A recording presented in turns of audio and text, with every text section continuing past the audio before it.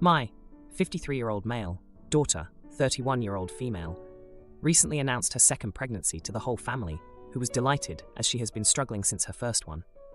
My brother died at 27, I was 21. My mom was always a very career-oriented person. We own a family business, which he was supposed to take over. We never talked about him, ever. 1 month after his accident, she had already erased his name from all the official papers, got his belongings sold or given, and took me as her successor in his place. I was angry at her for showing no empathy, at my dad for saying nothing and letting his son's memory be scratched over like it was nothing, but still, I said nothing. I got married to Jenna, 55-year-old female, a good friend. She was there for me through tough times, when my brother's absence was unbearable. We had 3 beautiful daughters before we got divorced amicably. We're still friends to this day. I got remarried to Sam, 50-year-old female, under my mother's advice. We had kids, and she took over my mom's business, as she was more fit than I in those matters. Everyone knows of my brother, even though I never talk about it, because I just can't.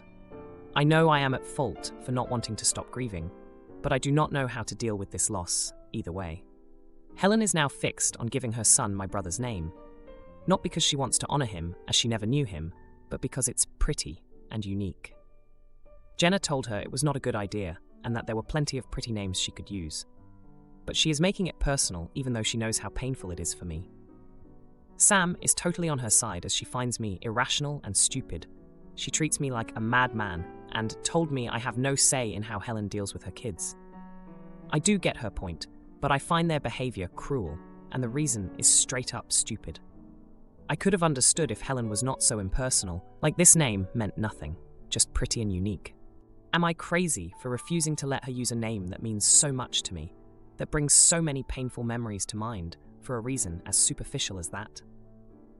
I asked her, and she brushed it off, saying after so long it doesn't make sense to still associate his name with painful memories, instead of creating new ones with her child. I don't understand how giving his name to someone else will erase the pain of losing him. People grieve differently, and I was never one to talk about it. But just that one time, I would like for them to let me be. Helen said I was being self-centered, as everyone found the name pretty, and I was just trying to make it about me. She and Sam are not believing my pain to be genuine. They are now siding together and have been talking to my other kids, who are taking turns to make me change my mind. I feel cornered. And except Jenna, nobody is actually trying to see things from where I stand. I have been resenting my mom for this my whole life, and now my own family is being dismissive about my brother's death. Am I the jerk? Now for a few comments before the update. Comment 1. You're the idiot for this. Am I crazy for refusing to let her use a name that means so much to me? She is a 16-year-old. It is her baby, and you are not in a position where she needs to ask your permission. I am a bit confused by your stance, to be honest.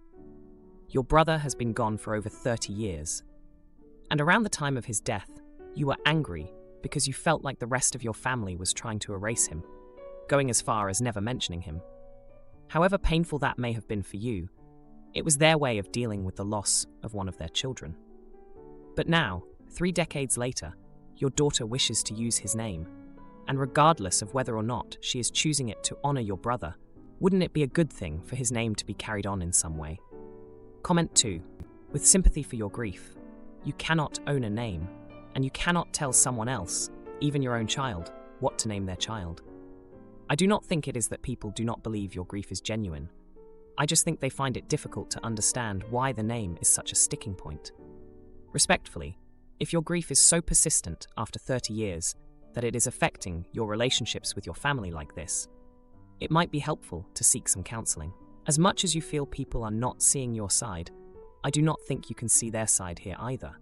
There is not much difference between, it is just a name, you can pick another, and it is just a name, Dad should let it go, depending on your point of view.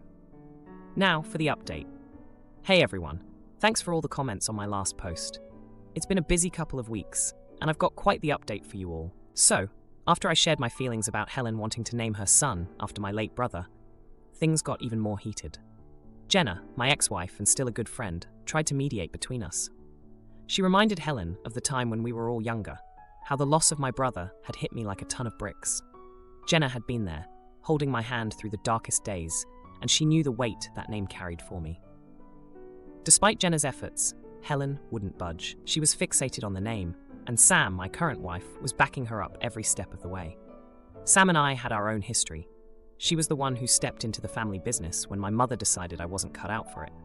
She had always been pragmatic, sometimes to a fault, and she saw this situation as another problem to solve, not an emotional minefield. The tension in the house was thick enough to cut with a knife.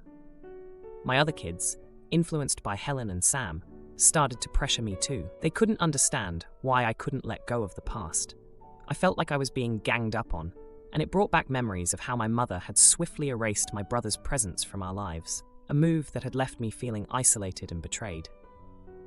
Then, out of nowhere, a jaw-dropping moment happened. Helen had a doctor's appointment, and I went with her, hoping to find some common ground. But during the ultrasound, we found out she was actually having twins. The room was filled with a mix of shock and joy. But for me, it was a bittersweet revelation. The thought of 2 new lives coming into the world without my brother to see them was overwhelming. The plot thickened when Helen, perhaps softened by the surprise, admitted to me in private that she had always felt overshadowed by the ghost of my brother. She confessed that she wanted to use his name to feel closer to the family history she never got to be a part of. This confession hit me hard. I had never considered her feelings of exclusion, and it made me see her in a new light. In the days that followed, the family dynamic shifted. Sam, seeing the effect the ultrasound had on me, started to show a little more empathy. She even suggested we all sit down and talk about my brother, something we'd never done before. It was a difficult conversation, filled with tears and raw emotions, but it was also cathartic. For the first time, I shared stories about my brother, and my family listened. They finally saw the man behind the name. The confrontation led to a surprising turn of events. Helen, moved by the stories and the family's newfound understanding, decided to compromise. She still wanted to use my brother's name, but as a middle name for one of the twins.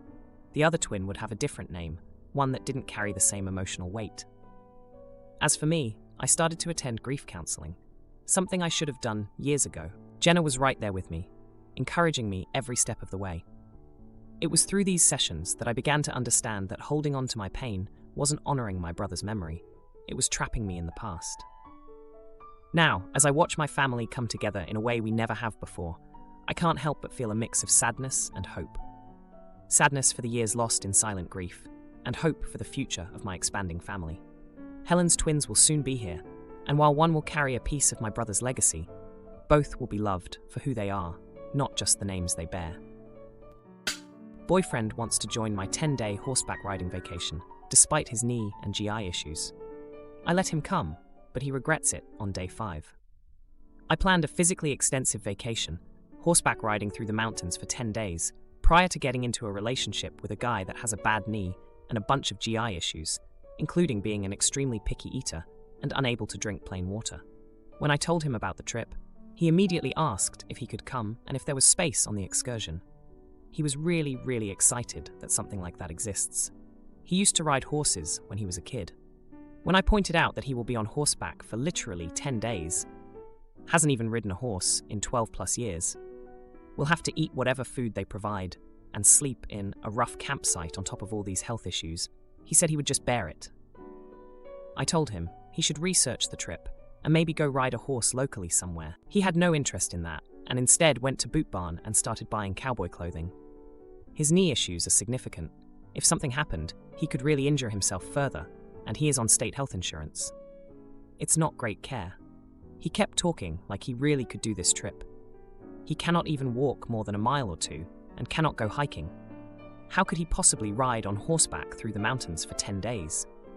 I literally turned into his medical assistant for physical work and his GI issues. His lack of concern and inability to think realistically struck me. If I go even a year without riding a horse, even just 6 months, then I am in serious pain after 2 hours of riding. This would be 10 whole days. Not to mention the GI issues. He has sporadic GI issues that cripple him for hours. So the thought of 10 days of me having to worry about him likely have to help him out a lot, and the risk was real that he may not be able to even finish the trip at all, had me really start to dread the trip.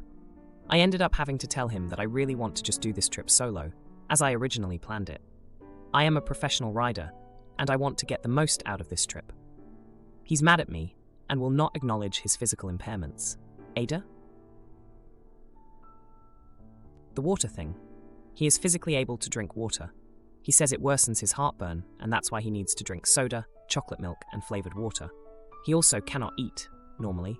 I've only ever seen him eat chicken fingers, plain cheeseburger, just bun plus patty, mildly spiced Thai curry, pizza, Kraft mac and cheese, and other packaged foods. He says he cannot eat vegetables. I have never seen him eat a vegetable, with the exception of the ones in the Thai curry. This alone is almost reason for me to not want to go with him. They don't have a kids menu. There will be a chef making food, and you don't get to make requests. Now, for a few comments before the update. Comment 1. Is this why I'm perpetually single? It sounds painful for both of you. Are there exit points during the ride? Maybe he can join in the beginning, when it's not so bad, and leave when it's getting tough on him. Since no plain water, will muddy water strained through someone's underwear and boiled be acceptable? Just watched Bear Grylls and have been traumatized. Comment 2. Unable to drink plain water? What? Anyway, definitely not the idiot. He's in denial.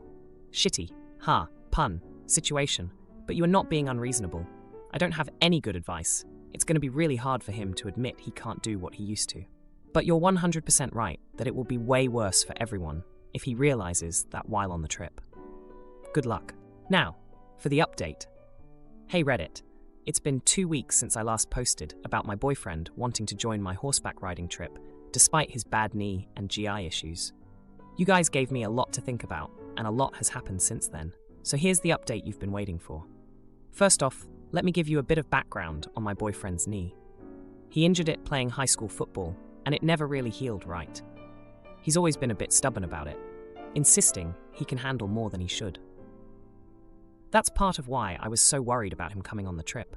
I didn't want to see him hurt himself even more. After I told him I wanted to go solo, things got pretty tense between us. He was hurt and felt like I didn't believe in him. But I just couldn't shake the image of him struggling on the trail, and me having to play nurse instead of enjoying the ride. I've been riding horses since I was a kid, and this trip was something I'd been dreaming about for years. A few days after our big argument, he surprised me by booking an appointment with a physical therapist to talk about his knee. He started doing exercises to strengthen it, and even though I was impressed by his dedication, I still had my doubts. Then came the jaw-dropping moment. He came home one day with a big grin on his face and told me he'd been to a local stable to try riding again. He'd managed a short ride without too much pain, and he was ecstatic. I couldn't believe it. He was actually taking my concerns seriously and doing something about it. But the food issue was still a big problem. Remember how I said he's an extremely picky eater? Well, he decided to tackle that too. He started trying new foods, little by little. He even managed to eat a salad without making a face, which was a huge step for him. I was starting to think maybe he could handle the trip after all. The biggest surprise came when he sat me down for a serious talk. He admitted that he'd been in denial about his limitations and that my concerns were valid. He promised that if he came on the trip, he wouldn't let his issues become my problem. He'd prepare as much as possible, and if it got to be too much, he'd bow out gracefully. I was torn. Part of me was still worried, but another part of me was touched by how much effort he was putting in. It showed me how much the trip and our relationship meant to him. So, after a lot of thought, I decided to let him come. But we made a deal. We'd take it day by day, and at the first sign of trouble, he'd stop. No arguments, no guilt. The trip started off better than I could have hoped. He was keeping up, his knee was holding out, and he was actually enjoying the food. It was like he was a different person, full of energy and confidence. And I was loving every minute of the ride, just like I'd hoped. But then, on day 5, it happened. His knee started acting up, and he was in a lot of pain. True to his word, he told me he was going to stop. I could see how hard it was for him to admit it, but he didn't want to hold me back. I was ready to call it quits too, to be with him, but he wouldn't hear of it. He insisted I finish the trip while he headed back to the starting point. He said he'd be fine, and he'd wait for me there. Those last 5 days were bittersweet. I was having the time of my life, but I missed him. When I finally rode back into camp, there he was, waiting for me, with a huge smile and open arms. He'd arranged a little surprise celebration for my return, with all the foods he'd learned to eat over the past weeks. I always pay for family dinners because they're poor. But during holiday dinner, I found out they invited entire extended family and neighbors and expect me to pay for an expensive meal. I left some money on the table and stormed out of the restaurant. Some backstory. I'm pretty successful, especially in comparison to my family. I also travel quite a bit for work. When I do come into town, I try and meet everyone and usually go out to a few dinners. Because of the income disparity, I almost always pay for my family. Sometimes I splurge and take them out to a really nice place, but usually it's just Outback or something. I do let them pay every once in a while when it's a quick, cheap meal, so they don't feel bad. I have no issue with this, and love helping my family. I handle family vacation, bought mom a car, etc., so I feel like I'm very generous with them. I was coming back into town for the holidays, but couldn't stay long this time. My mom said everyone wanted to see me and planned a dinner. After I got into town, I had a text from my mom from a few hours earlier, no signal on plane, to meet at a really high-end steakhouse. I was a bit uneasy about it because I always initiate more expensive meals but rolled with it. I show up at the restaurant to find a huge party. My mom, stepdad, grandparents, cousins, neighbors, etc. Usually our family dinners are 6 people roughly. I don't have much family and very few I'm close to. This was almost 20 people. I didn't think much of it and ordered dinner. Then the neighbor of my grandmother, whom I've only ever waved to, offered a toast to me for being so generous and taking everyone out to dinner. I looked at my mom, who was beet red. Appetizers came out at this exact moment. I had assumed some version of a Dutch meal since so many people were there. I immediately said, "I'm not paying for dinner." I quickly looked around. Everyone had drinks. They ordered a ton of appetizers, and everyone had steaks. This place's steaks are all $80 to $250 per person. Quick math said this was going to be a $4,000 dinner easily. I got up, threw a $100 bill on the table, and left. My phone was blowing up. I turned it off and went to bed and left the next day without saying bye. I didn't handle it well, but actually felt used.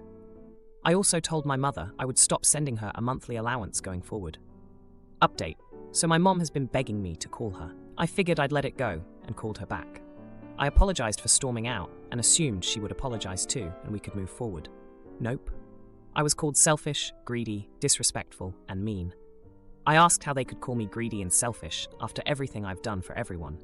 She said I didn't do that much and could do more. To be clear, I've bought her 2 cars now, helped remodel a bathroom, replaced their roof, new appliances, and paid for 5 to 6 family vacations. This is on top of a legion of other things. I got so mad I went scorched earth and told her that nobody would be receiving any more help if they weren't appreciative going forward.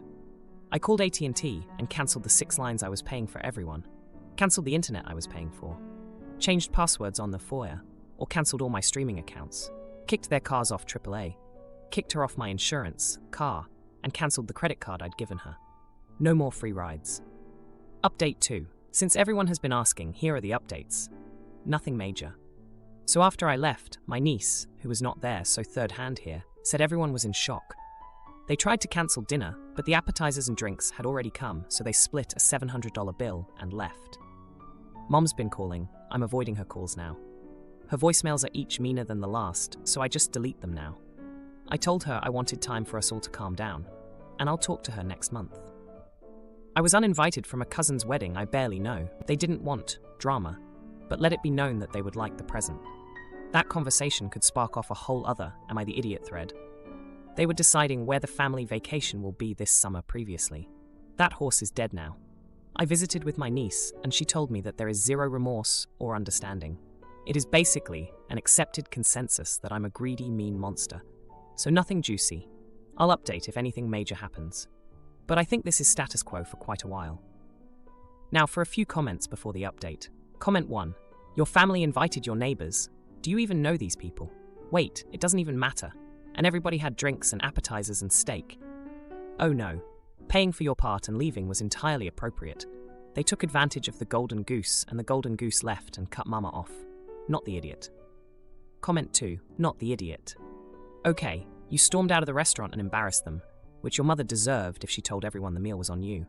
But didn't anyone see how hurt you must have been to be treated like this? Did anyone reach out and apologize? I really feel for you. It's not about the money, it's about respect. Now, for the update. Hey Reddit, it's been a chaotic week since my last post, and boy do I have some updates for you. Buckle up, because this family drama just took a turn for the absurd. Let's rewind a bit for context.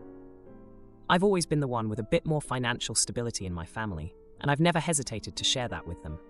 From family vacations to monthly allowances, I've done what I can to help out. But as you know, things went south when I was unexpectedly saddled with a massive dinner bill for nearly 20 people at a high-end steakhouse. Now, on to the new developments. After I cut off the financial support, I thought things would simmer down, but I was wrong. My mom's been relentless, trying to reach me. I finally caved and called her back, expecting some sort of reconciliation. Instead, I was met with a barrage of accusations and name-calling. It was like talking to a stranger, not the woman who raised me. In the heat of the moment, I went nuclear. I cancelled everything I was paying for: phone lines, internet, streaming services, insurance, you name it. It felt like a line had been crossed, and there was no going back. But here's where it gets even more twisted. My stepdad, who's always been a quiet guy, decided to chime in. He sent me a text, not to apologize, but to inform me that the car I bought for my mom was actually for him. He claimed he needed it for work and that I had no right to take it away. I was floored.